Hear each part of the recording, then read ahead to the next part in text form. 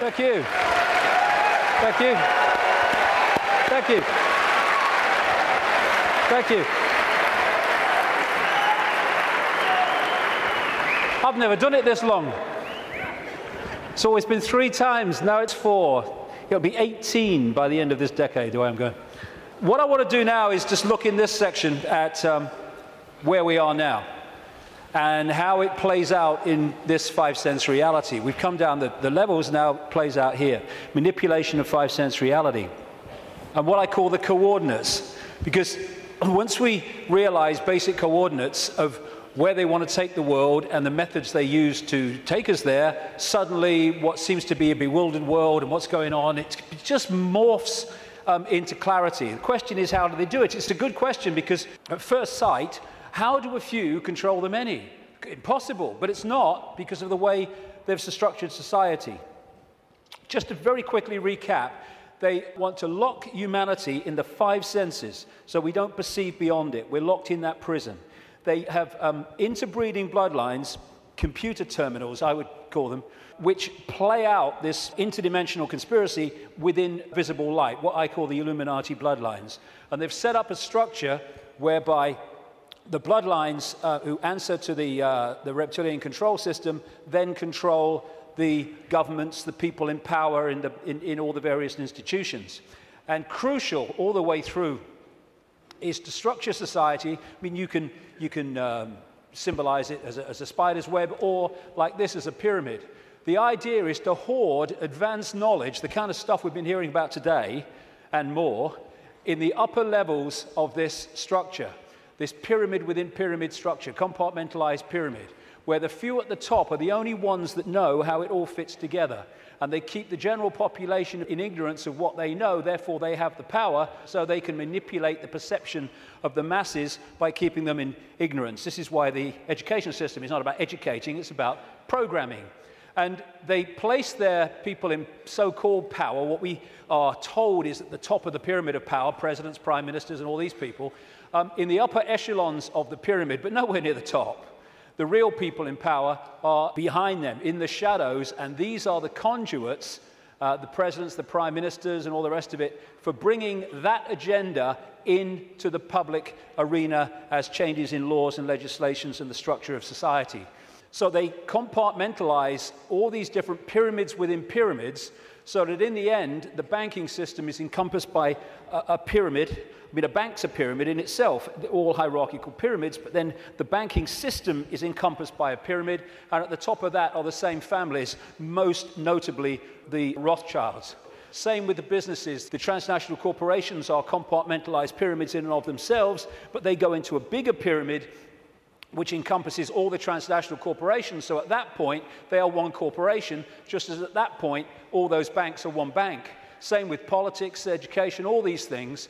And people in this part of the pyramid here, they go to work, they're not trying to manipulate anybody, they're not trying to create a fascist Orwellian agenda and global state. They just want to go about their careers, earn money, go on holiday, provide for their families. But they don't know how their apparently innocent contribution individually connects with other apparently innocent contributions around the system. When you connect them together, you see it's anything but an innocent direction that it's taking the world.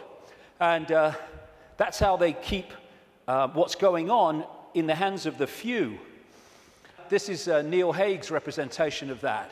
This is the general population, and these are the kind of dark-suit administrators of the system until you get up here to where the control system is. And most even here won't know that exists.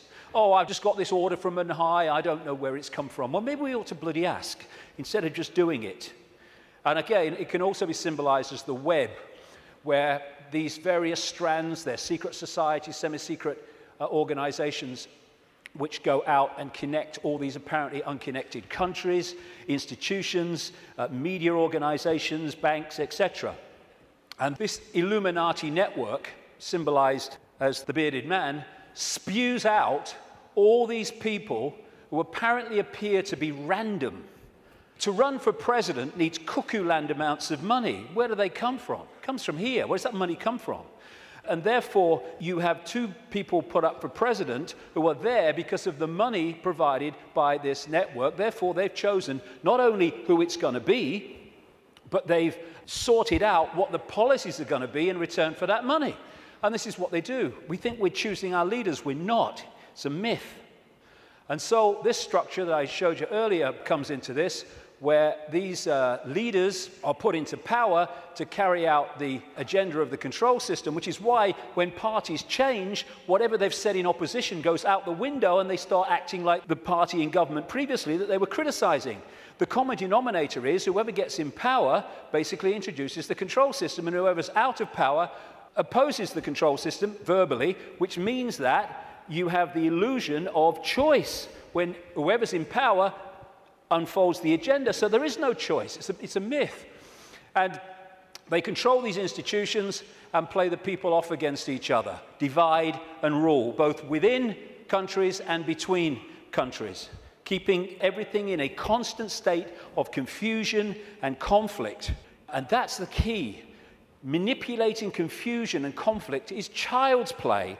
Manipulating harmony, manipulating respect between each other is a nightmare. So they have to keep the world in constant states of conflict. Now, when you bring it down to an individual country, as we come down this structure, this is what you find in every country. You had in America, it's a wonderful example, but it plays out all over the world. During the Bush years, Republican, that administration was controlled by a group of people known as neocons, neoconservatives, including all these people like Richard Pearl and all the rest of it. And over here, you have what I call, anyway, the democons. This is a network of people. I put Kissinger in the democons because he's an advisor to Obama at the moment, but he spends most of his time with the neocons, Kissinger. He just goes with whoever's winning. And the democons are a group of people that control the democratic administrations. But the democons and the neocons are controlled by the same force once you get to here. So people think, oh, I voted Republican this time. Oh, I'm going to put the Democrats in because I like that Obama got a nice smile. And what you're doing is voting for this, whatever. And that's what's happening in this country. Same thing. And so when people say Big Brother Bush or Big Brother Obama, no, it's not. These are just puppets. Dance. I said dance. When I say jump, I mean Olympic high jump record. This is the thing. You take one mask off, you put another mask on. And because it's a different mask, we think it's a different administration. We think controlled by different forces. No, no. And what you have is the movie playing out in the public arena, people who appear to be in opposition to each other when they're controlled by the same puppeteer. And once you look beyond the movie, that's when you start to see what's really happening in the world. So the cards are moved around in line with an agenda for the constant, incessant centralization of power. And it's done with people who, I keep coming back to, have a DNA with empathy deleted, which means anything goes in pursuit of this agenda. And the people are misdirected, diverted by the way society is manipulated and controlled, increasingly so with more and more laws affecting the fine detail of our lives, so that we spend so much time surviving and rushing around, we don't lift our head up and see what's going on.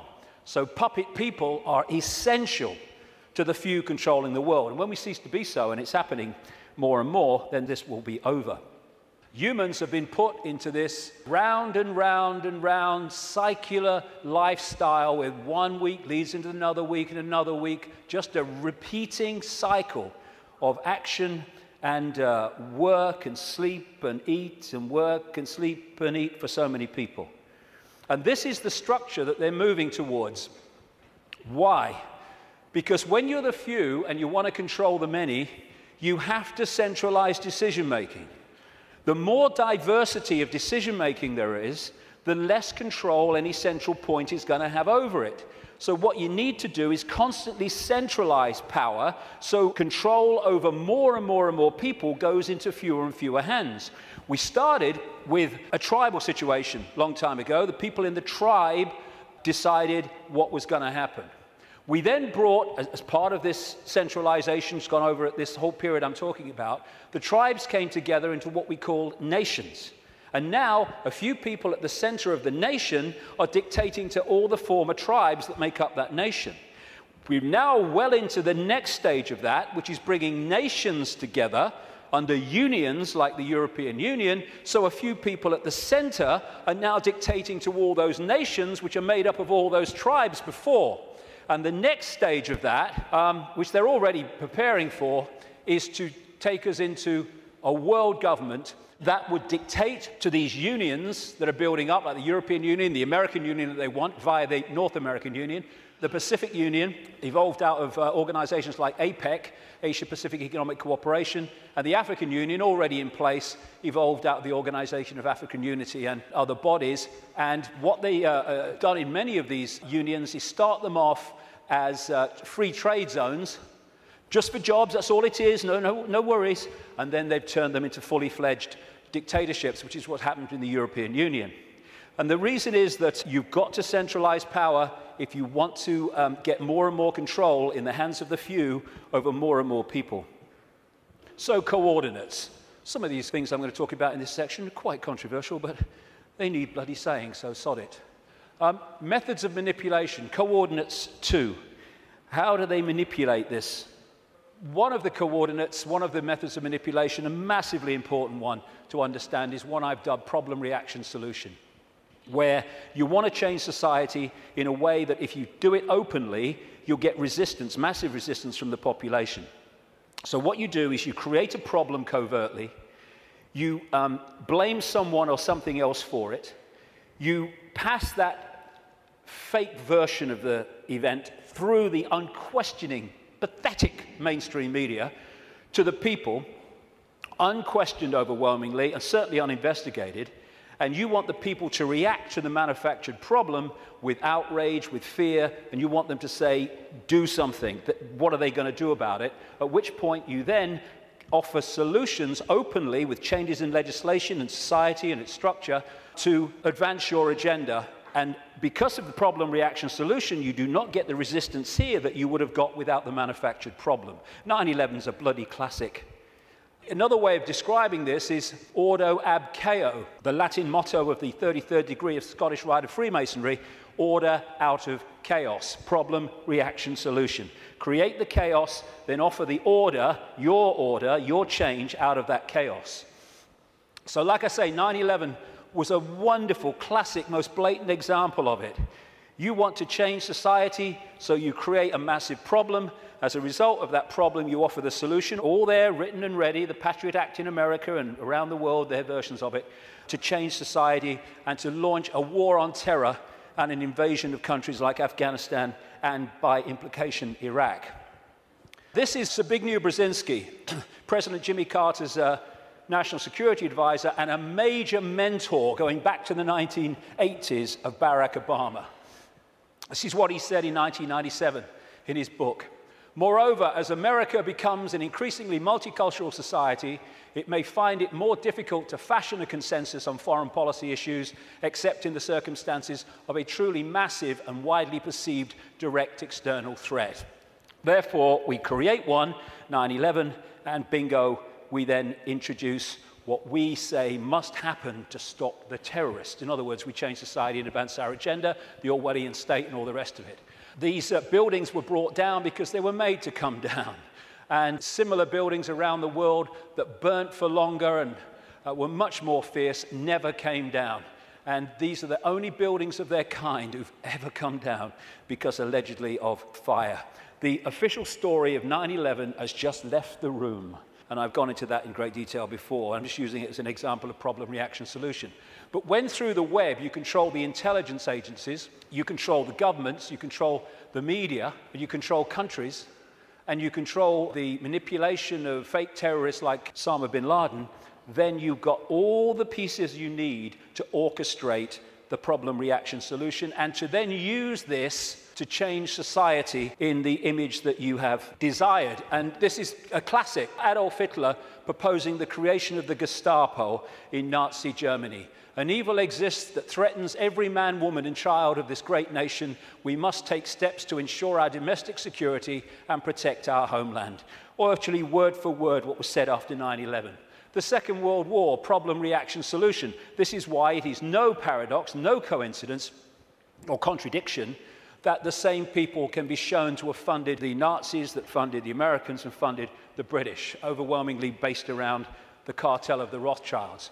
They created Nazi fascism, they created Soviet communism and the capitalist world. They brought them together in conflict, the second conflict in a very short time, and afterwards the world was exhausted mentally, physically, emotionally. Something must be done. This can't go on. What are they going to do about it? Ah, gotcha. Because of all this conflict, all this war, it's terrible, terrible. What we're going to do is we're going to centralize power with the United Nations, European Union, which was justified in many ways by let's stop European countries fighting among themselves because we'll trade. Well, they stopped fighting among themselves because they stopped orchestrating it. That's why the Bretton Woods Agreement with the World Bank and all that stuff all came in as a result of the Second World War. Then there's another version, which I now call no problem reaction solution. This is when you don't need a real problem, you just need the public perception of a problem, i.e. weapons of mass destruction in Iraq, i.e. human-caused climate change. And then you can offer a solution to a problem that doesn't actually exist, but if enough people think it does, well, you got them. Totalitarian tiptoe, as I call it, goes in conjunction with problem reaction solution. This is real simple. You start at A, you know you're going to Z, but you know if you go in a big leap, the change is going to be so big and so quick that people are going to go, what's happening? What's happening? Turn that television show off. What's happening? And so you go in steps, as big as you can get away with, but not so big that you get too much of a reaction. And as this quite rightly said, you really think it would be this obvious. Well, it's becoming that obvious now as we move along, but up to this point it hasn't been, unless you looked for it. The European Union was turned from a free trade zone, nothing to worry about, just for jobs, into what it is now, a centralized dictatorship through the totalitarian tiptoe. And here is the founding father of the EU, as they call him, Jean Monnet, a Rothschild frontman. Europe's nations should be guided towards the superstate without their people understanding what is happening. This can be accomplished by successive steps, each disguised as having an economic purpose, but which will eventually and irreversibly lead to federation.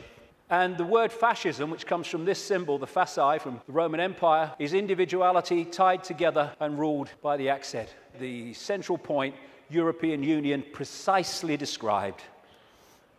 Globalization, which is the constant centralization of power, which is more and more power in the hands of fewer and fewer over more and more people. This is a totalitarian tiptoe. More and more, the globalized economy is taking over, so that every country is dependent on every other country, therefore has no power of individual action and individual decision-making. Free trade, which means freedom to exploit, which means you can get sweatshop workers here to make your stuff for a few cents, and then you ship it over here and you sell it for as much as you can get. It's called free trade. Everyone's in favor of free trade. You can't be against free trade. This is also part of this globalized centralization of power, which is designed to do this, and it increasingly is doing this. It means that if you're dependent within your country or your community on things outside of your influence, then everyone is dependent on everyone else, therefore has no self-sufficient ability to make decisions in their own lives and their own communities and their own countries. And the reason that they want to do this is they want to make everyone dependent on something outside their control, because dependency equals control. It's like abundance and scarcity. We live in a world which could be incredibly abundant. Nobody should be hungry on this planet, for goodness sake. Africa could feed the bloody world. It can't even feed itself. Why? Because of the manipulation of that continent by this crowd. And so we have all over the world, because there's no empathy, no consequences for them emotionally of their actions, we have manufactured scarcity, because abundance equals choice equals freedom. Scarcity equals dependency equals control. And that's why we have manufactured dependency. We have people hungry in a world of plenty. Coordinate 3, the cement. There are certain organizations, networks, rings that act as the cement that holds the web together and holds people within the web together. Close to the spider people are the Rothschilds. And when I talk about the Rothschilds, one thing, I'm not talking about all people called Rothschild. The vast majority of people called Rothschild won't have a clue what other Rothschilds in that dynasty are doing. And secondly, I don't even mean only people called Rothschild. I mean the Rothschild bloodline, which has infiltrated many other enormous numbers of other families and groups, which then come to power under other names other than Rothschild. Because if the president's Rothschild, the bloody guy here is Rothschild, the bloody newsreader's Rothschild, what's going on? Instead of that, you have people under different names. So I'm talking about the Rothschild bloodline and the scions of that family, the people that run that family. Not everyone called Rothschild. There's a lot of people in that family called Rothschild who don't have a clue what's going on. But they, through these various cements, control all these different and various apparently unconnected organizations. Now, one of the cements, of course, is the secret society network. That's pretty obvious when you look at it. And these are some of the major ones, but there are even more exclusive ones as well that operate in tiny, tiny cabals. But it's not just the secret society networks. They connect into the satanic networks, where they literally carry out human sacrifice and such horrors, which these bloodlines have been doing all the way through.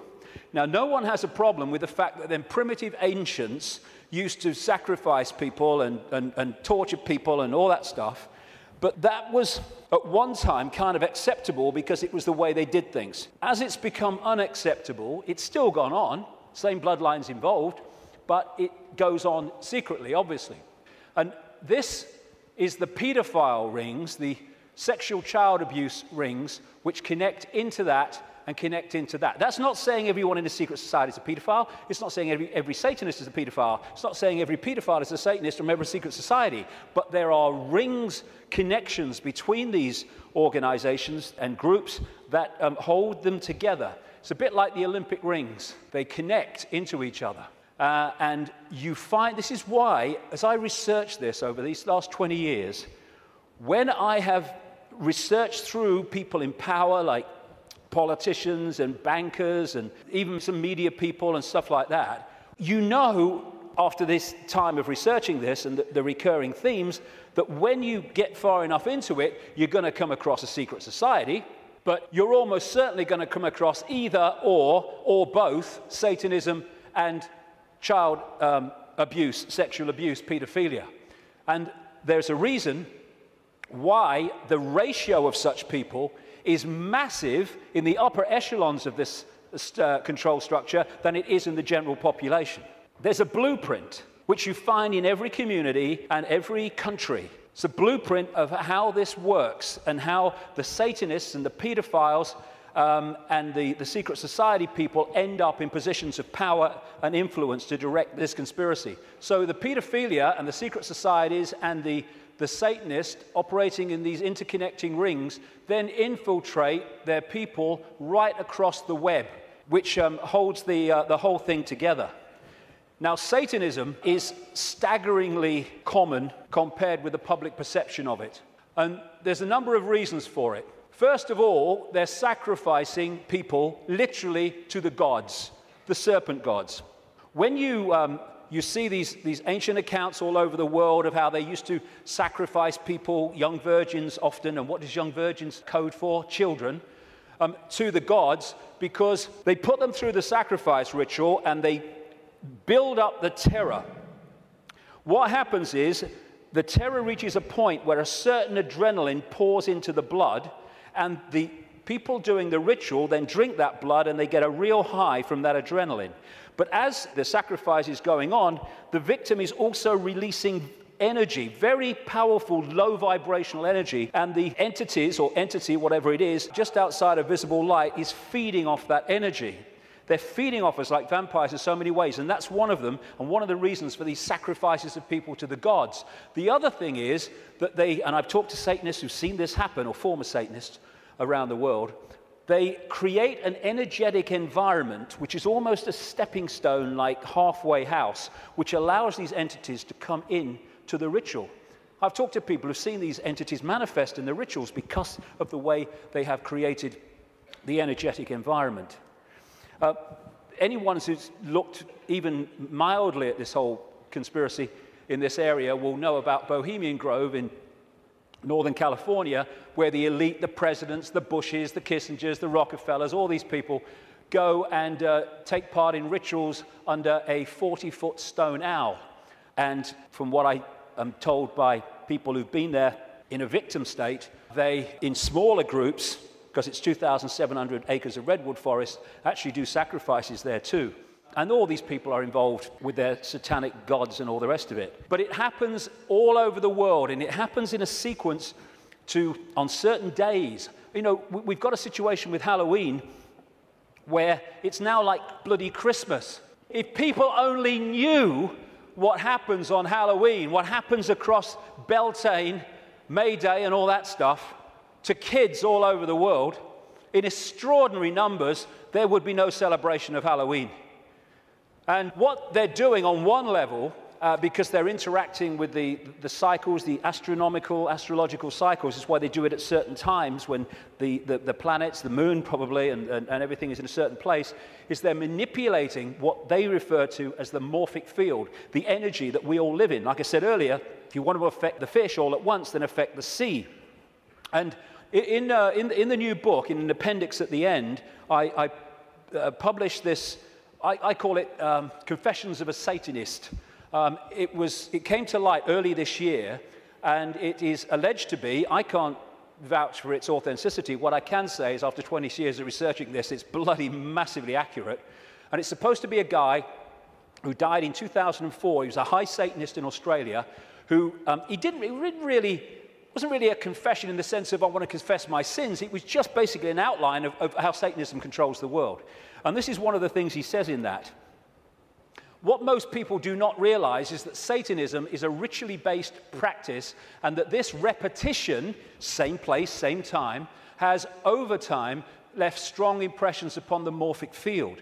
They have to control the morphic field so that we stay in a low vibrational state, so we stay attached to that moon matrix I'm talking about. And of course, as I was saying, we are interacting with this field all the time, and taking in energy into the meridian system from it, and therefore it is affecting us. And as I mentioned earlier, I'm saying that this is part of the process of suppressing that field also, which is why they stuck them on vortex points. Now let's take this connection from Satanism, blood drinking, taking in the human genetic code to stay here longer, which is what some of these reptilians do, and the pedophilia. What's it all about? It's about energy. It's about vampiring the energy of children. The reason that we have sacrificed to the gods of young virgins, children, is because they want the energy of children before puberty, because when puberty happens, obviously we all know, there is a chemical change, massive chemical change, at which point, from their point of view, the energy is not as pure and desirable. This is what John Juan Matus said in one of the Carlos Castaneda books. He's being quoted here by Castaneda. Matus is the he. He explained that sorcerers saw infant human beings as strange luminous balls of energy, covered from the top to the bottom with a glowing coat, something like a coat of plastic adjusted tightly around the cocoon of energy. He said that glowing coat of awareness was what the predators consumed, and that when a human reached adulthood, all that was left of that fringe awareness was a narrow fringe that went from the ground to the top of the toes. That fringe permitted mankind to keep on living, but only barely. And that, although the pedophiles won't realize that, although the elite ones will, is what the pedophilia is all about, and why it is so rampant in the upper echelons of this control system. Because while the pedophile is sexually abusing the child, symbolically here, it is connecting into the energy field of the child. This is why they have anal sex with children so much, even girls, it's because they're connecting in to the lower chakra, the base chakra, and they're drawing that energy out, or the possessing entity is drawing it out and feeding off it. This is why pedophiles tend to be overwhelmingly possessed people, because the possessing entity drives the lust for sex with children, and then when it happens, they draw the energy off it, drawing the child's life force out. And politicians in this control system, again, this is why pedophilia is rampant among the political classes. This is what the Satanist confession said as well, that Australian guy. Politicians are introduced by a carefully graded set of criteria and situations that enable them to accept that their victims, children, will be our little secret. Young children sexually molested and physically abused by politicians worldwide are quickly used as sacrifices. In Australia, the bodies are hardly ever discovered, for Australia is still a wilderness. In countries that are not a wilderness, they control the mortuaries and the crematoria where they get rid of children who they want rid of because of what's happened. And it is rampant. I keep using that word, but it is. People don't realize. What happens is people think or relate the number of children that go missing every year to the number of times we see a story on the news that a child is missing and everyone's trying to find them. That is the tiniest, tiniest tip of the iceberg. Hundreds of thousands of children go missing in America every year.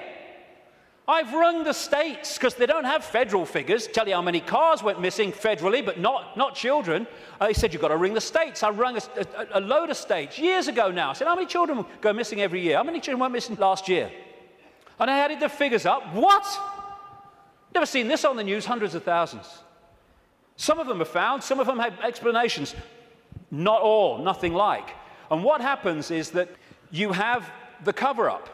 There are so many stories where the story of this Satanism and this child abuse starts to come to light, and immediately the lid goes on because the system controls the various aspects that can keep the lid on. This is just one example. There's endless numbers around the world. The Franklin cover-up. It was an investigation by this guy, John W. DeCamp, who was former state senator in Nebraska, and he started investigating this guy, Lawrence King, a major Republican who sang the American national anthem in 1984 and 1988, I think it was, at the Republican convention. And he was investigating him for financial fraud through an organization called the Franklin Savings and Loans. But then he discovered that he's running a pedophile ring and providing children for the biggest names in America. And he wrote this book, The Franklin Cover-Up, Child Abuse, Satanism, again, they go together all the time, and murder in Nebraska. And what happened? Some of it got into this Washington Times, a mainstream newspaper, the connection to the Reagan-Bush administration, but most of it was totally covered up. I've been writing in my books now since 1998 that Father George Bush is a notorious pedophile, child torturer, child killer, and serial killer of adults as well. Said it on American radio. Still waiting for a response. And this is one example. A lady who became a friend of mine, Kathy O'Brien, who was in the American government mind control project since she was a kid. And met her many times. She still corresponds with me now and again. And I've met a daughter that she was talking about. Lovely, lovely girl. Totally shattered by these people. And that's one example of millions and millions that are going on around the world. And this is what she said in a book, Transformation of America. Kelly's bleeding rectum was but one of many physical indicators of George Bush's pedophile perversions. I have overheard him speak blatantly of his sexual abuse of her on many occasions. He used this and threats to her life to pull my strings and control me. The psychological ramifications of being raped by a pedophile president are mind-shattering enough, but reportedly Bush further reinforced the traumas to Kelly's mind with sophisticated NASA electronic and drug mind control devices. Bush also instilled the "who you're gonna call and I'll be watching you" binds on Kelly, further reinforcing her state of helplessness. The systematic tortures and trauma that I endured as a child now seem trite by comparison. They're not. I know what she went through. To the brutal physical and psychological devastation that George Bush inflicted on my daughter. And that's just one of these people involving one of the victims of this. It's incredible, the scale of it, and it's going on in this country. And what happens? The wall goes up. This is what DeCamp found. Suddenly ranks are pulled in, and the media won't touch it, the social services won't touch it, the police won't touch it, politicians won't touch it. It's the blueprint, it's how it works. And the Discovery Channel program, produced by Yorkshire Television, was about to go to air, exposing that Franklin cover-up and the paedophile connections. Bingo, it was censored and pulled just before it was going to air. Never to see the light of day, although you can get it on the internet, because one copy survived. I was naming this guy, like I said earlier, Ted Heath, as a paedophile and child murderer from 1998. This guy's record of killing children is extraordinary. Prime Minister of this country. This fella, Thomas Hamilton, the man who went into Dunblane Primary School and killed 16 children and a teacher, he was a procurer of children for the Scottish political elite, which locks into the Westminster political elite and the satanic rings that lock into both. That's why they took the records of this case and ordered them to be locked away for 100 years. And then, if you've been following my website recently, and many other websites too,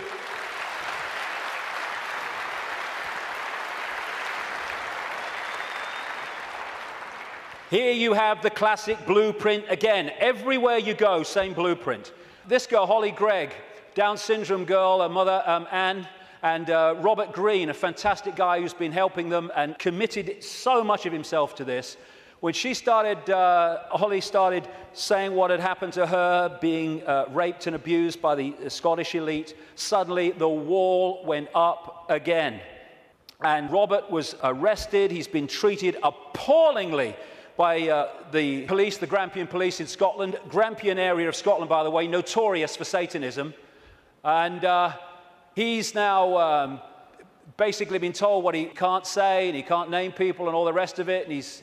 the case is ongoing.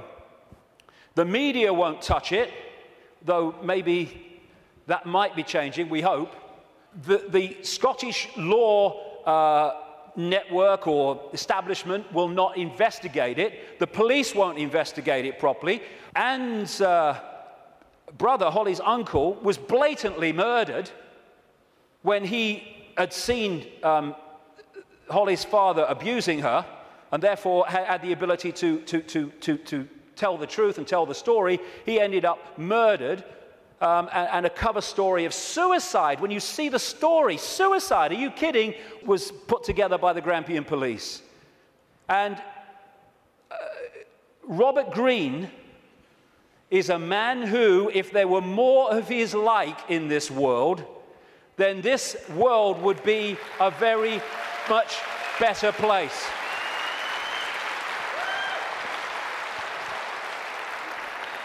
And Robert's actually here today, so thank you, Robert, very much for all you're doing.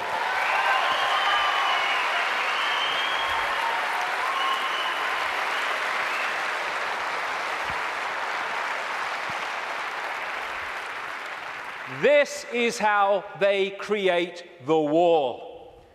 You have again the pyramid system. Social services is a pyramid, a hierarchical pyramid. The police is, lawyers are, judges are, politicians are, the media are, all of it. The medical side, the doctors, the coroner's offices, they're all part of these structures. And up here, they all eventually fuse into the same group, the same ring of people, controlling force. And what they do is they put in these pyramids people in the positions of power who are in the ring, or in the club. You do not have to control everybody in social services to stop investigations or to enforce investigations to take children away for no good reason. You just have to control the level of social services that makes those decisions. And of course, once you're in a position in these pyramids where you are hiring and firing, what you do is you hire people of like mind, and after a period of time, then a lot of these people are in these organizations at different levels. You don't have to control every policeman. There's so many genuine policemen in this world, but they don't get into the positions of power overwhelmingly. The geese guys do. And therefore, they dictate whether something's investigated or not, or whether someone is targeted to pin them with a charge that is completely unjustifiable. Same with the media. You control that. We're not covering that story. Politicians, oh no, I'm not talking about that. I'm not investigating that. Oh no. This is how it's done. This is David Berkowitz, the son of Sam, multiple killer in New York, who from prison after he was convicted said that he did it, yes, but he was part of a satanic ring that was with him. And he said this, quite rightly: Satanists are peculiar people. They aren't ignorant peasants or semi-literate natives. Rather, their ranks are filled with doctors, lawyers, businessmen, and basically highly responsible citizens. They are not a careless group who are apt to make mistakes, but they are secretive and bonded together, the cement, by a common need and desire to mete out havoc on society. It was Aleister Crowley who said, "I want blasphemy, murder, rape, revolution, anything bad." And now we're having around the world, not least in this country, but America too and other countries, we're having the state stealing our children on the most extraordinary scale with the most extraordinary excuses. There was one lady who came to light, not many do compared with the ones that are going on, because of the secret family courts where this stuff goes on in secret and can't be reported. Or they say, oh, it's to protect the children. No! It's to protect the pedophiles and the Satanists. That's what the secrecy is for.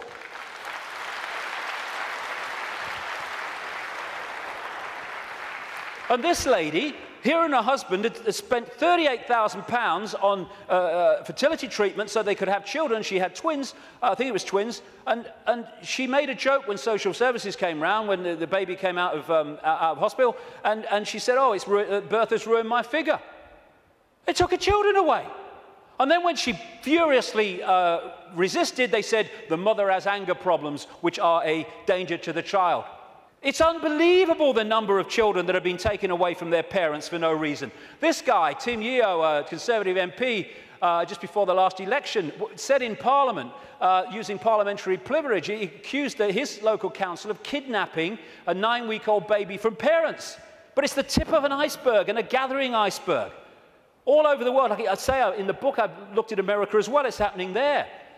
And what did Aldous Huxley, the Fabian prophet in Brave New World, talk about? The fact that children were going to be taken away from parents, parents were going to become no longer, not even relevant, they're no longer even part of society, and the state was going to take control and bring up all children. And that is where they're moving towards. And this guy, Ed Balls, my God, whoever named him was psychic. He was children's minister up to the last recent election, overseeing, taking more and more power away from parents, giving it to schools and authorities. And this guy is a former chairman of the executive of the Fabian Society and still a leading light in it. Coordinates to the cement. Now, this might be controversial. I don't give a damn, really, because, you know, we've reached the point here where we've got to start saying what is and not running away from it. What I'm about to say now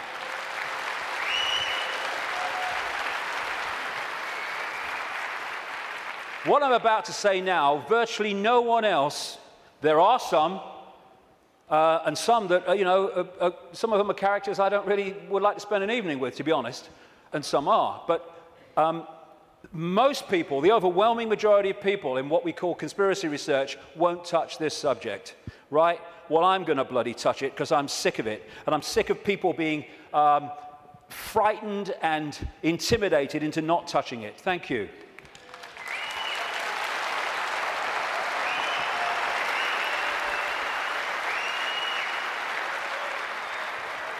Right. First of all, we as a human race have got to get our freaking heads around what this is, because it ain't what we're told it is. It's not about what's right and beneficial for Jewish people. Jewish people are its victims, not its beneficiaries. Jewish people have been hung out to dry again and again by this crowd that claim to have their best interests at heart, like hell they do. That's why I call this Rothschild Zionism. It was created by them, it is controlled by them to this minute, and it was created as a secret society within the web to massively contribute to the manipulation and control of our global society and individual countries, etc., etc. It's Rothschild Zionism. Anti-Zionism is not anti-Semitism, not that anti-Semitism means what we think it does, because Zionism is not about Jewish people. And even in its play-out way or world, it is a political system, a political philosophy. At its core, it is a secret society putting its agents in places of power. One of the very few things that Joe Biden, Vice President of the United States, has ever said, which is true, is you don't have to be Jewish to be a Zionist. Because of the propaganda, we equate Zionism with Jewish people. It's not how it is. To a very, very large extent. How many people know this? How many Jewish people around the world are protesting, have organizations created to protest against Zionism? Zionism and Judaism are diametrically opposed. Zionism is state-organized terror. How many times do we see this in the newspapers? Never. End of Zionism equals peace. Israel, stop killing Palestinians. I am Jewish and I want that. Why don't we hear about this? We condemn any Zionist aggression against Iran. I thought every Jewish person in the world wanted to bomb Iran. That's what the media seem to give us an indication about. Another Jew against Zionism. Over and over. Zionist spokesmen do not represent world Jewry. How many people... I thought Ahmadinejad of Iran is supposed to be the great demon of all Jewish people. Look at it. The demonization comes from Rothschild Zionism. We've been totally misled about what it is. Rothschild dynasty created Israel. It paid for the first people out of Europe to go and people Israel after the war. It paid for the building of the Knesset. It paid for the building of the Supreme Court building with all its Illuminati symbols all over it. And some of the people who've broken out of the family, I quote one of them in my book, have actually said, and as I've been saying for years, because it's bloody obvious, that Israel is not the homeland of Jewish people, it is the fiefdom of the Rothschild dynasty, created out of Rothschild Zionism, a secret society.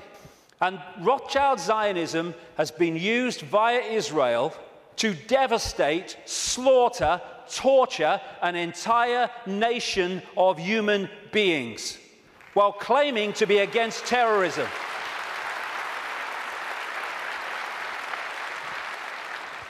This is the dictionary definition of genocide: the systematic and widespread extermination or attempted extermination of an entire national, racial, religious, or ethnic group. Never can what is happening in Palestine and Gaza have been described so accurately. More and more people killed through war, killed through bombing attacks, killed through shootings, killed through lack of food and adequate medical care. Gaza, the most crowded piece of land on earth, is little more, ironically, than a concentration camp. And the world looks on. This is the face of Palestine. Well, tell me what you see. Combat boots. Yeah, another terrorist 5-year-old. And all the time, Palestinian homes are being demolished in occupied land and given over to these extremist settlers who believe they have a right to it because it says so in some bloody Bible. And then we've got this security fence, which has taken great tracts of Palestinian land, all against international law and all the rest of it. And here is a children's playground being sacrificed as the wall continues, security fence continues its endless way. This green is Palestinian land in 1946. Then we see what has happened since. This is 2000. We're in 2010 now. It's much smaller than that. What was I saying? The systematic and widespread extermination or attempted extermination of an entire national, racial, religious, or ethnic group. And I say to these Rothschild Zionists, don't you bloody dare talk about racism of others when you are behind this.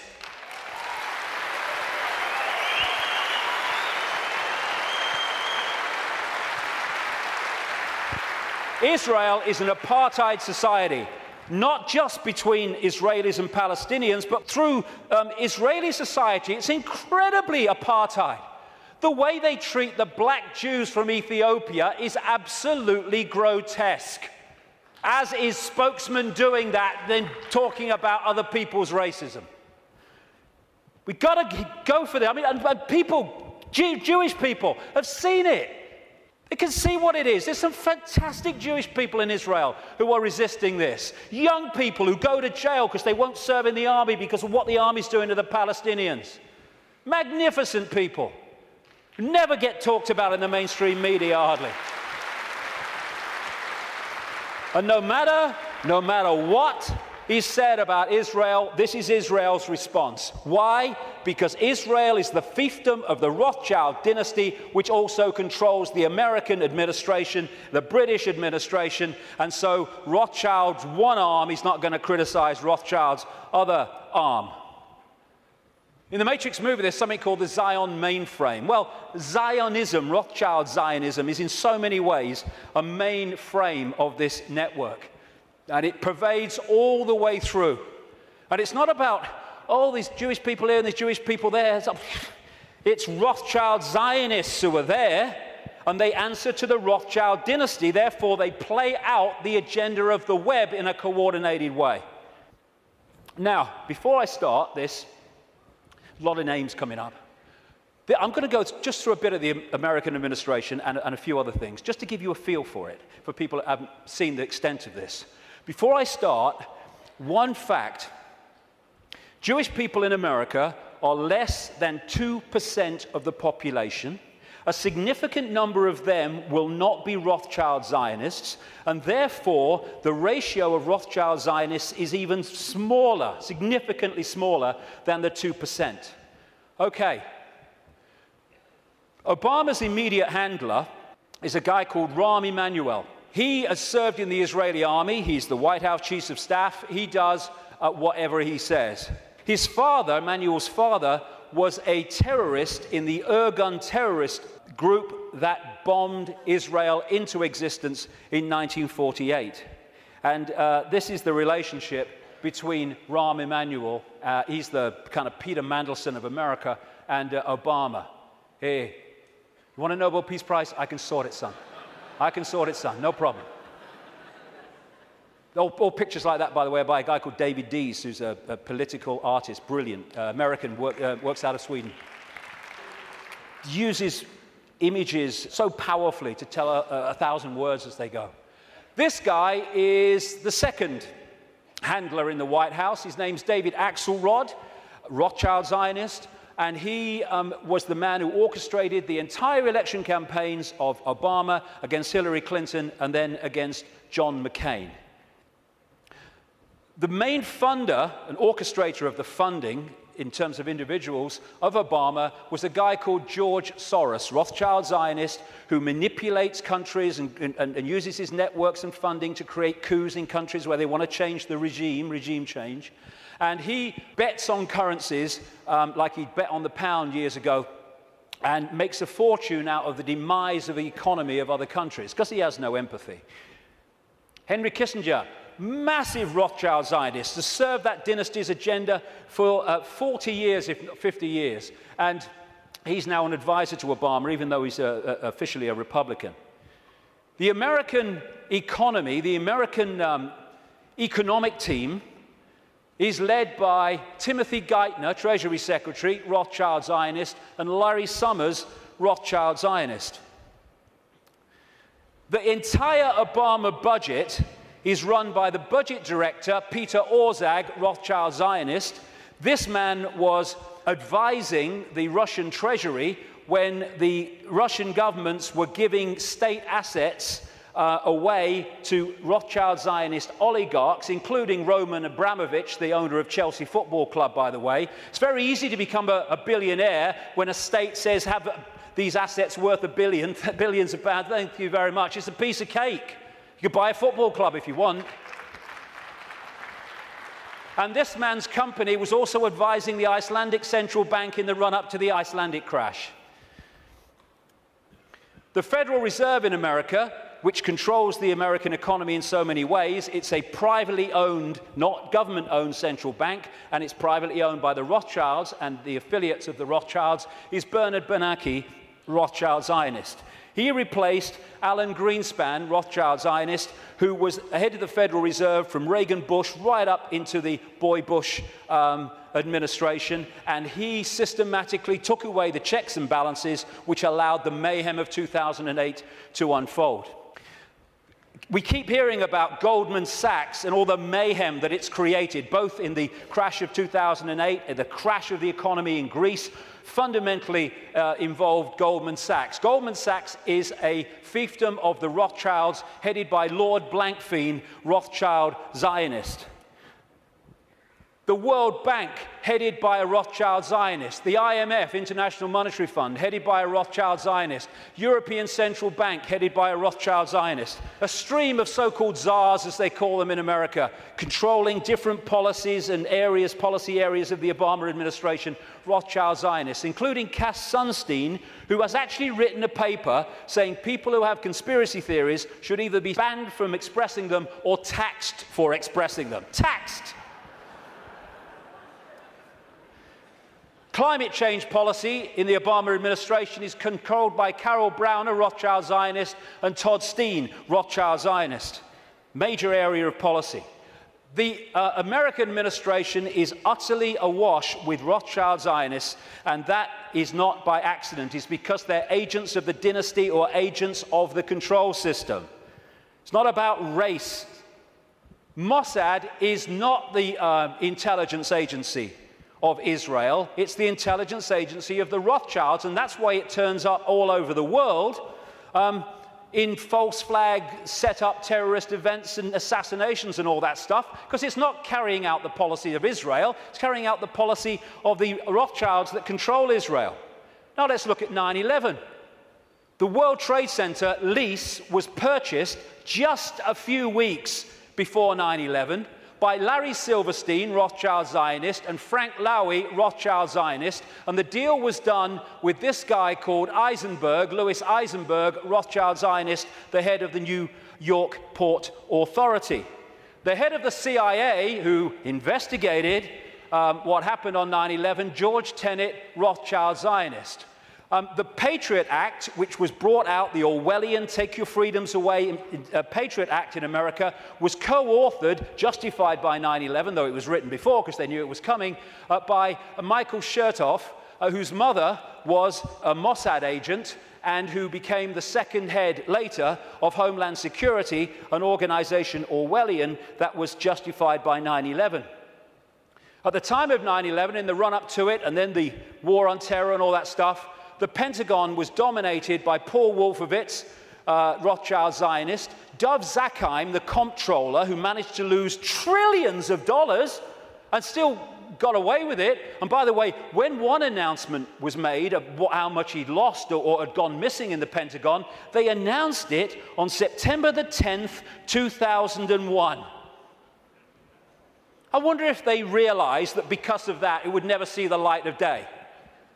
Dov Zakheim, Rothschild Zionist, and people like Douglas Feith or Feith, Rothschild Zionist in the Pentagon.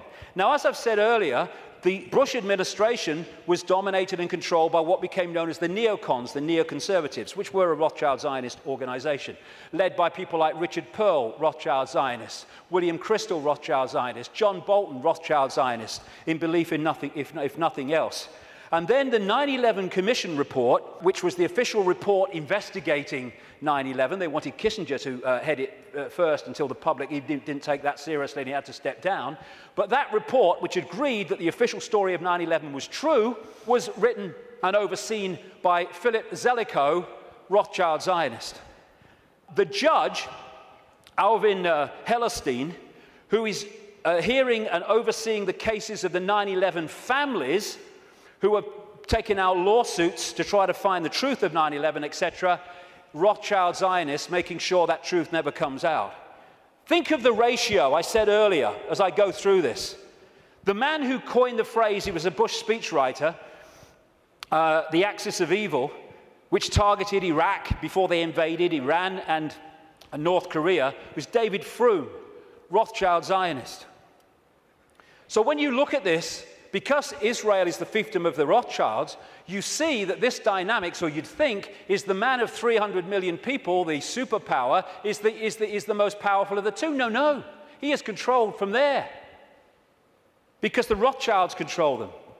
Do you know Israel has the second biggest F-16 fleet in the world, the biggest outside of America?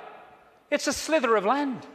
How did they get them? Dov Zakheim, as comptroller of the Pentagon, Rothschild Zionist, made a load of weaponry and planes in America scrap when they weren't, so they could be passed for a song to Israel. These two guys, they produced a book last year, The Israel Lobby and US Foreign Policy, and they say this: Israel receives about $3 billion in direct foreign assistance each year, which is roughly 1/5 of America's entire foreign aid budget. In per capita terms, the United States gives each Israeli a direct subsidy worth about $500 a year. This largesse is especially striking when one realizes that Israel is now a wealthy industrial state with a per capita income roughly equal to South Korea and Spain. Another writer, a former BBC and ITN journalist, produced a book, Zionism, the Real Enemy of the Jews, and my God, is that true? And he points out, Jewish people make up less than 2% of the American population, but account for 50%, I would say Rothschild Zionists, 50% of the political campaign contributions. And that's why, no matter how these people argue at election time, including this country and others, they're all agreed on one thing. What goes on in Gaza? Keep quiet, keep your head down. And I block that out because I don't want anyone to see what's behind it. It's horrific. This man, magnificent Israeli, called Mordecai Vanunu, went to jail for 18 years for revealing the truth that Israel is a nuclear power. He's still got massive restrictions on his movement and what he can say. And you know, and he announced officially that he was continuing it. There is an official policy that on Israel's nuclear weaponry, America doesn't ask and Israel doesn't say. That's an official policy. Iran hasn't even got it yet, and they want to invade the bloody place. This lady, Kay Griggs, was married to a colonel in the United States Marine Corps, and as a result, she was given a tour of the Middle East section of the State Department. There's a video on the internet where she tells of her experience. And what she says is everywhere she went was Zionists. Everywhere she went was Zionist literature, in room after room in this department. And eventually she said to one of them, "Where's the Palestinians?" And they're looking after them. And she said, one of them said, "We look after that." Palestinians have got no bloody chance. It's a stitch-up. The main lobby group in America is called AIPAC, America-Israel Public Affairs Committee, which sounds like an official, but it's a lobby group. It's headed by a guy called Lee Rosenberg, who is a very close friend of him and comes from the same political cesspit that we call Chicago. So when this question is asked, Americans, do you dare to say Israeli terrorism? No, no, because of the way it's controlled, like I say. The Rothschild Zionists control the media and Hollywood. Don't take my word for it. Los Angeles Times columnist Joel Steen, Rothschild Zionist, wrote an article proclaiming that Americans who don't think Jews, I would say Rothschild Zionists, control Hollywood, are just plain dumb. I had to scour the trades to come up with 6 Gentiles in high positions at entertainment companies, but lo and behold, even one of that 6, AMC President Charles Collier, turns out to be a Jew. As a proud Jew, I want America to know of our accomplishment. Yes, we control Hollywood. leading Israeli paper columnist said, the Jews, Rothschild Zionists I would say again, the Jews do control the American media. This is very clear, and claiming otherwise is an insult to common knowledge. And what do the media do? They keep the truth from us and keep us diverted from what's really going on. It's an elephant in the bloody living room, and people are terrified of going there because they're terrified of being called racist and anti-Semitic and all that. They'll call you anti-Semitic. I don't give a shit. I don't give a shit.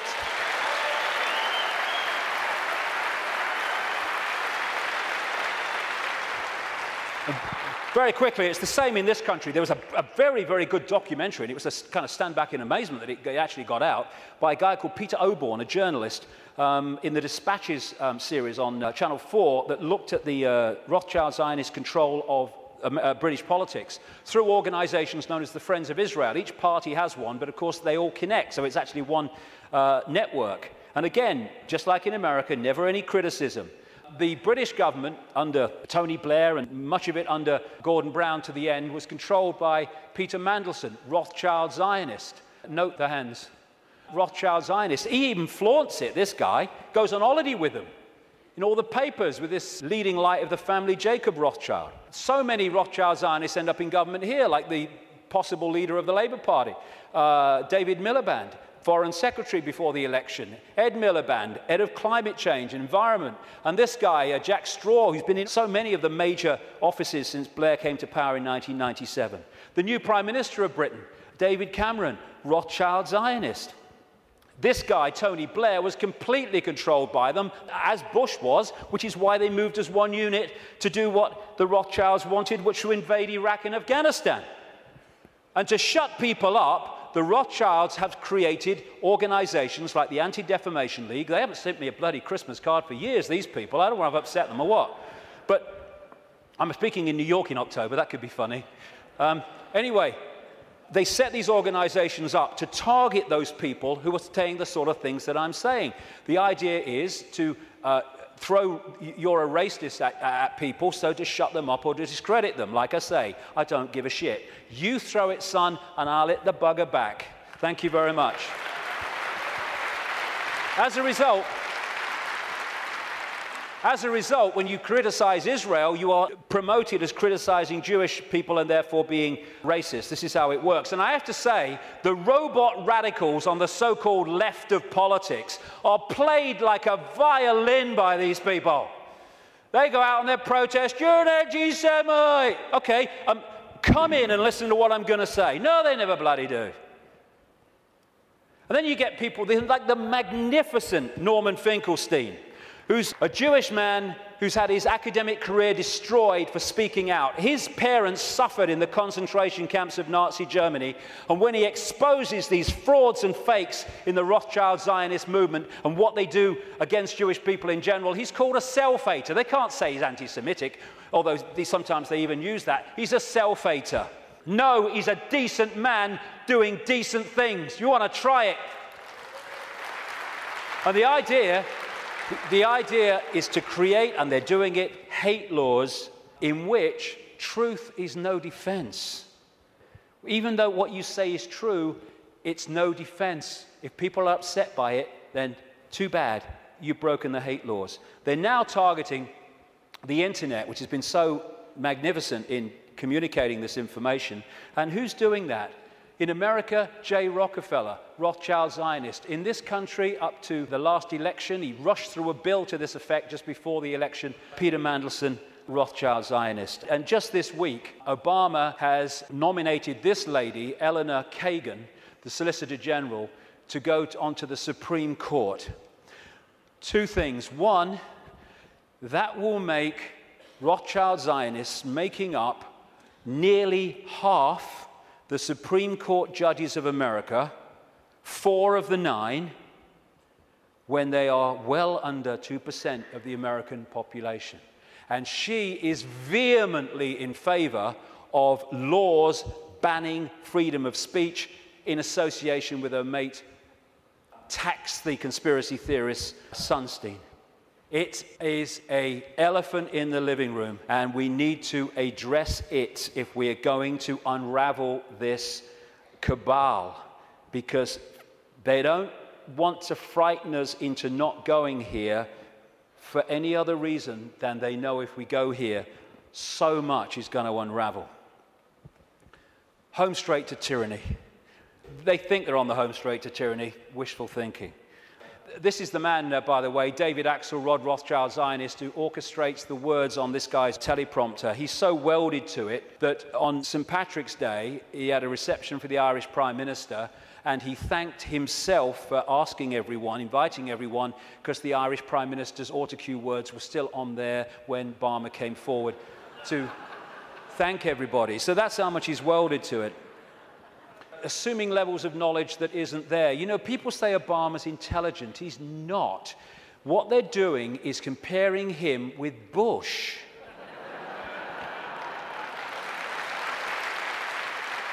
And slow horses look fast when they're running past trees. We have the secret agenda unfolding, and this is the movie. Bush is in the movie, now Obama's in the movie, but it's the same movie. And he's just there to change and Pied Piper the people, although his honeymoon period was encouragingly short. He's another Tony Blair. Will you lie first, Tony, or shall I? Oh, after you, Barack. Tony Blair. If there's ever a half-truth in a Blair speech, it's a typing error. The big change man, biggest contributors came from Wall Street, Goldman Sachs. His background is full of sleazy businessmen like Tony Rezko, who went to prison for fraud, who was a major funder of his political career. Why? Because he's one of the gang. Controlled by Soros, controlled by Brzezinski. Brzezinski's interesting. Brzezinski has been, like I say, his mentor since the 1980s. And this is what Brzezinski said in a book in 1970. The technotronic era, that which we're in now, involves the gradual appearance of a more controlled society.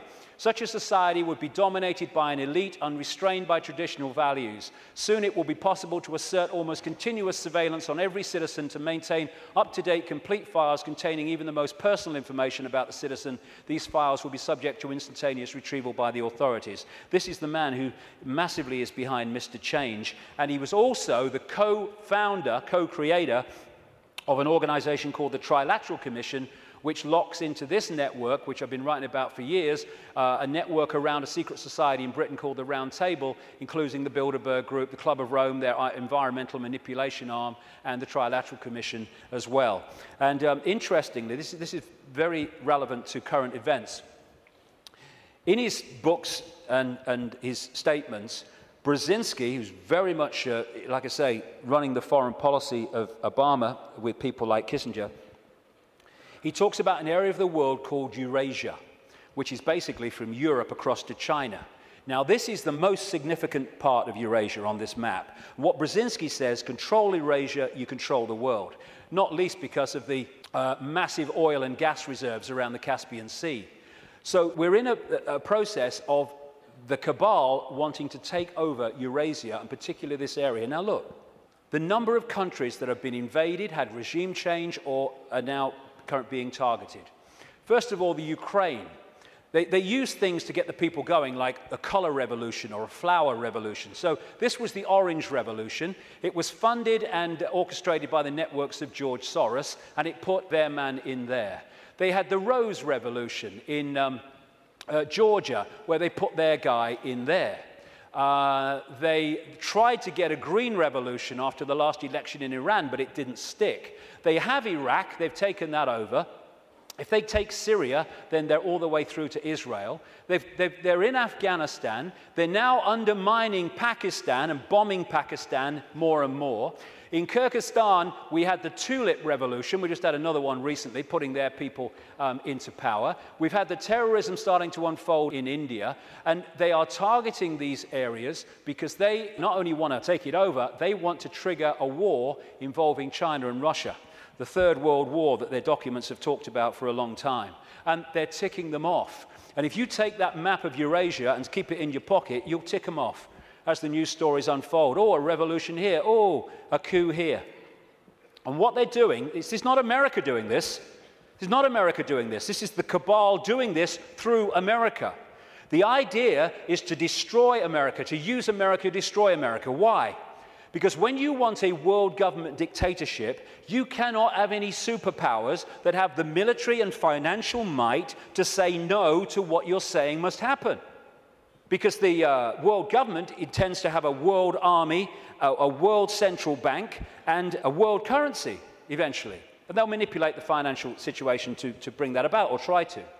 So what they need to do to take the superpower America out is they need to destroy it militarily, and they need to destroy it financially. And that's what they're doing. They're using it on their foreign excursions, and they're undermining its economy to destroy America. And it is going down the pan so fast.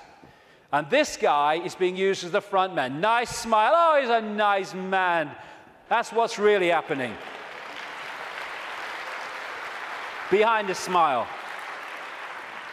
Just hand it on. It wasn't change. There we go. Here's the ball. Make sure you keep the drugs running in Afghanistan, you know. Drop some my way. And what we saw was a presidential problem reaction solution.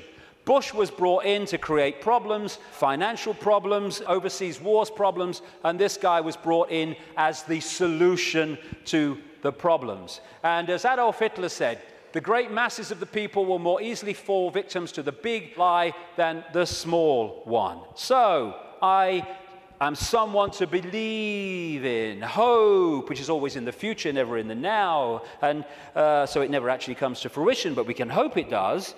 And then you had change you can believe in. And none of these trite phrases like change were ever described in detail about what they actually meant. And what they created was a massive mind control coup on vast tracts of American people, because they made Obama a blank screen, an empty suit on which people could project what they felt hope and change was, their version of it, onto him. And once he became president, of course, everything was changed. Make the lie big, make it simple, keep saying it, and eventually they will believe it. I love you, you love me, I will get you stuff for free. Oh, yay, Obama, you're such a star. I love this one. The wolf found that shepherd's clothing worked better. The peace president, first thing he did was agree the bombing of Pakistan. Same guy, all this going on with this spent uranium, depleted uranium.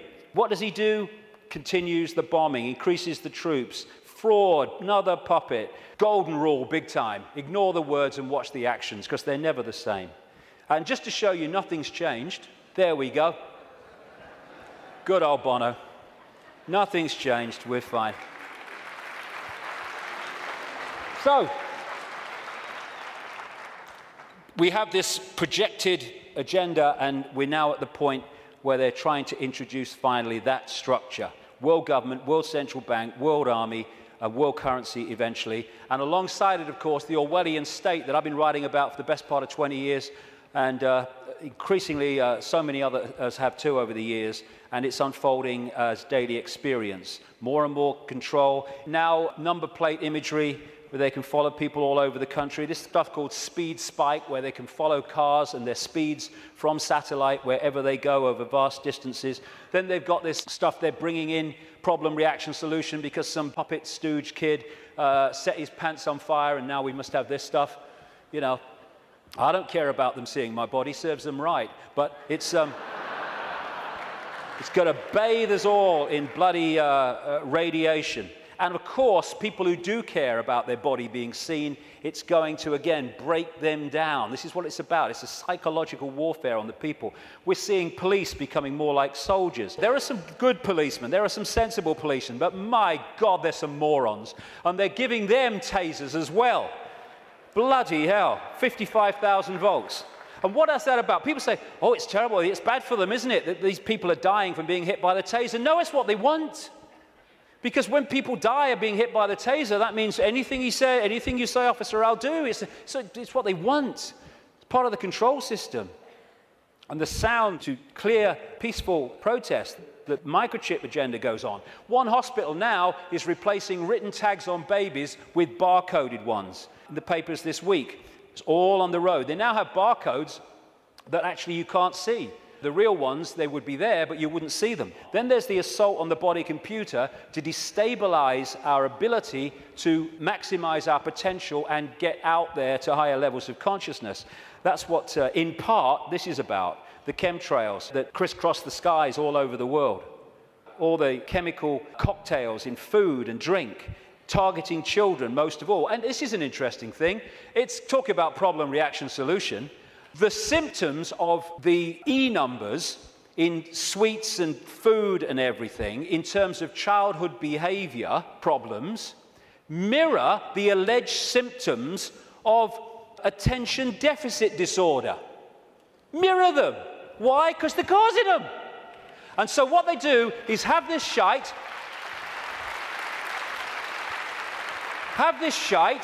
this will chemically imbalance the brain, it will create behavior problems and attention problems, and then we'll give you fricking Ritalin to dose you in mind-changing drugs to meet the problem that we are causing here. Same with genetically modified food, which is there to genetically modify us. This is why they're more and more targeting organic farmers around the world and people growing their own food to overcome the chemical shite. This is why they're targeting small farmers so the great conglomerations can move in, like Monsanto and others. This is why they have this Codex Alimentarius, which was created by Nazis like Fritz Tamir, who came up with the work makes free sign across the entrance to Auschwitz. Him and some of his fellow Nazis who went to jail after Nuremberg, he was released well ahead of the end of his sentence because his mate intervened, called Nelson Rockefeller, 4 times mayor of New York, and they created these Nazis. Codex Alimentarius in the 60s means code, food book or food code, and now they're trying to impose global regulations which in effect will stop us getting the doses of food supplements and vitamins that make any difference, and also hand control over to the pharmaceutical cartel for it. Same with the attempt to get us vaccinated with all this shite through the Rothschild-created and controlled World Health Organization. And because of the web, this center point can control the Monsantos, the food producers, the food standards agencies, which are supposed to oversee those people, the drug companies, the Food and Drug Administration in America is supposed to oversee them. They can orchestrate all of the stuff that I've just described and listed because of this web. And the overall thing is a war on the human immune system. They're trying to undermine the human immune system in every way, shape, or form because they want a massive cull of the world population because they cannot cope with the numbers. And like I say, I was reading, well, when I was researching the book, I saw incredible figures. But my goodness, in the last week, I've seen extraordinary figures in terms of the increase in drugs, mind-altering drugs given to children. It is fantastic. And it's being done systematically to dumb down young people and stop them expressing their true potential for consciousness, which they are. And all that is in here, how that was going to happen, written as a novel by this guy, Fabian Aldous Huxley. They're putting us in a vibrational prison in all these ways. The financial crash was orchestrated on purpose by deregulating, and it's possible to do that because the Rothschilds and their associated families and groups control the world financial system. They're moving trillions of dollars around, so they decide if the stock market goes up or it goes down. If they target the dollar, it will go down. If they target sterling, it will go down or whatever, because they have that ability, and Goldman Sachs is one of their main vehicles for all this stuff. And they can control the world financial system because, once again, they control the banks, they control the Federal Reserve System in America, they control the Bank of England, and they control governments, and they control the reporting of it. And this is the plan. Stage 1, crash the global economy, September 2008. Stage 2, governments throw fantastic amounts of money, credit, money that doesn't exist, but we pay interest on it, at the perpetrators until their financial barrels are empty. Stage 3, and they'll bring this when they feel it's going to have maximum impact, they're going to crash the economy again on unprecedented scale when governments have no means to respond. That's the idea. Why? Well, the last section will kind of pull all this together because there's something going on which they want to stop. But that's the idea. The more fear, the more disruption, the more stress, the more worry that they can create, the more it impacts upon us in ways that suit the control system, as I've described through the day. And then there's this major element of their plan in the next few years is introduce massive taxation and control and imposition as a result of something that doesn't exist, thanks to this guy. If this guy's involved, it's a scam. End of story. End of story. There you go. Thanks for the Oscar, but I'm totally full of crap. This man's going around demonizing carbon dioxide, which without it the world would not be as it is, and demonizing the greenhouse effect, without which we wouldn't bloody be here. There you go. That's what he's doing. And he's orchestrating all these people. And oh, it's so kind that David de Rothschild has produced this book to help us, Global Warming Survival Handbook. Survival. Now, let's get some sanity into this. This is a graph of greenhouse gases that make up the greenhouse effect.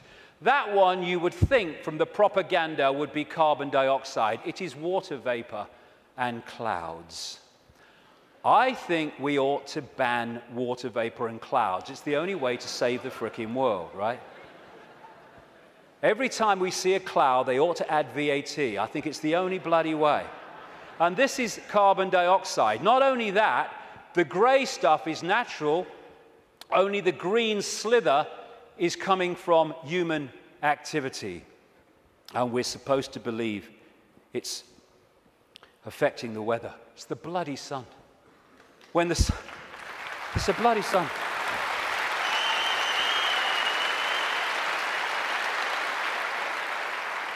When the sun is in an active phase, it gets warmer. When it's in a non-active phase, it gets cooler, which is why over the last 10, 11 years, when the sun's been in a non-active phase, it's got cooler year on year.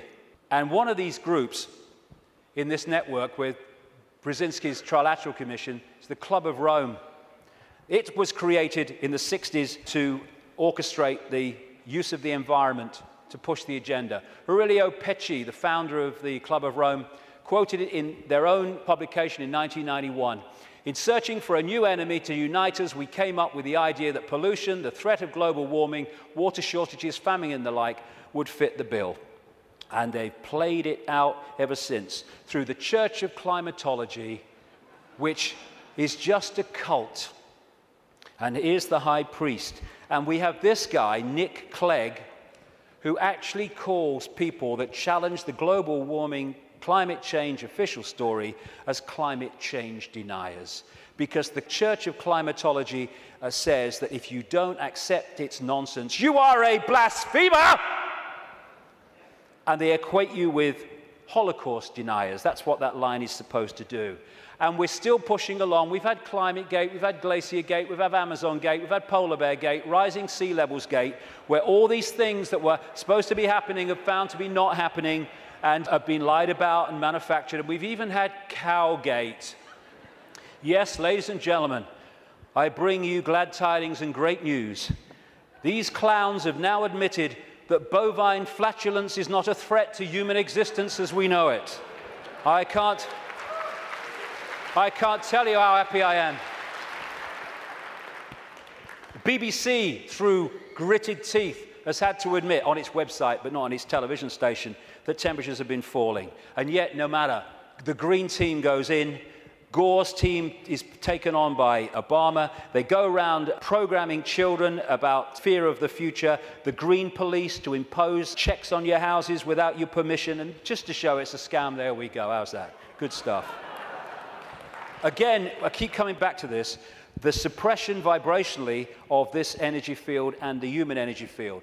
The reason they're stopping the manufacturing of light bulbs and the selling of light bulbs as we've known them up to this point, and they're replacing them with these things which are full of mercury and an environmental bloody disaster, is because they give off a certain vibration that affects the human energy field. This is why many people around the world get ill, physically ill, when they live with these light bulbs. It's all a scam. Very quickly to finish, political correctness.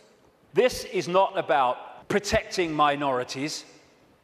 It's about stopping people speaking their truth and having freedom of speech. That's what it's about.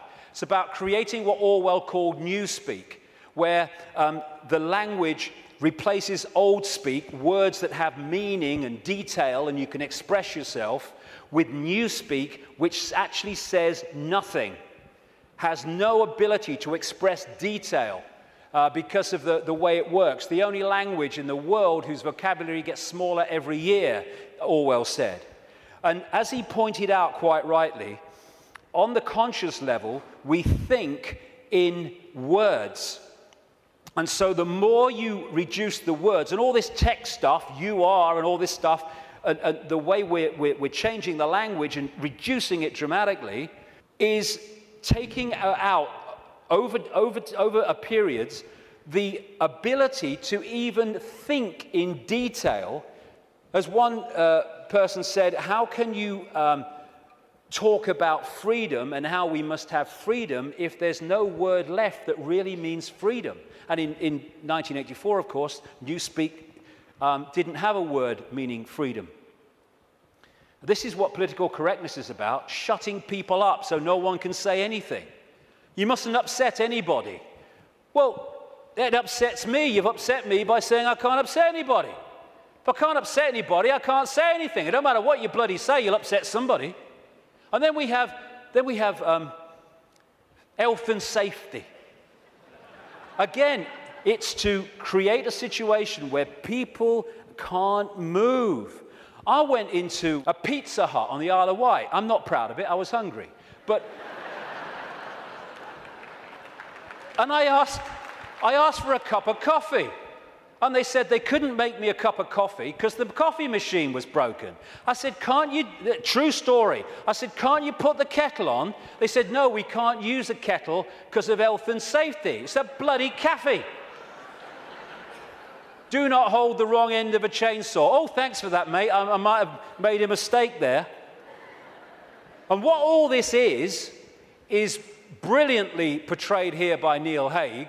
All these things, taxation, you can't do this, you can't do that, don't say that, health and safety, political correctness, oh, watch what you're thinking, oh, watch what you say, oh my God, is to tie us like flies in the spider's web so we can't move. We've got people worrying now about, is me wheelie bin out on the wrong day? Is it a few inches too near the curb? And you know something, and this is important. These people are taking the piss, and I'll tell you why. They are throwing this crap at us, and if they don't meet significant resistance, they go, okay, we'll throw even more crap.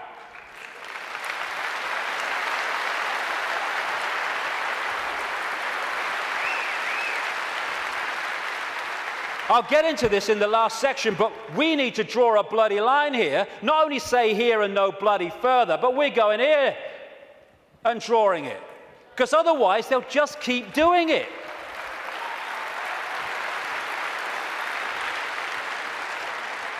And this is the key to all of this that I'm talking about. It is a mind game. It has to be. It has to be, because from mind comes everything. This massive stop, go here, don't do this, you can't do that, all this stuff. More and more fine detail of our lives being dictated. It's to turn us into a version of this. You put a mouse in a laboratory maze and you put shock equipment down different channels. When it goes down those channels, it gets a shock, it comes back. It might go down another time, it'll get a shock and come back. After a while, not long, you can take that shock equipment away, that mouse will never go down there again because you've changed its behavior patterns. And what they're doing is throwing all this stuff at us, giving us punishments for doing this, punishments for doing that, punishments for doing this, but you're okay as long as you do this. And that channel of it's okay if you do this is getting narrower and narrower and narrower. And what they want to do is to bombard us and batter us into acquiescence. So we become subservient totally to the system. Never challenge it. Just stay in this narrow band of robotic computer terminal perception. To turn this into this. A bar-coded, computer terminal, unquestioning, acquiescent robot. And they've done it before in smaller groups. This is China. This is waiting for work in the factory in China. And China is in so many ways a blueprint of the global society they want. 1.5 billion people in China. They're controlled by a relative handful because the 1.5 billion are acquiescent, and therefore they cannot use their numbers to overturn the dictatorship of the few because they're programmed not to. The rabbit hole goes very deep, even deeper than I've got to now. The journey continues. But it's to control perception and get us to believe we have no power. We bloody do. To get us to believe that we should just follow the one in front, because that's what everyone else does. Like bloody hell we will. And in 10 minutes I'll come back and let's look at what we can do. Thank you very much. Thank you.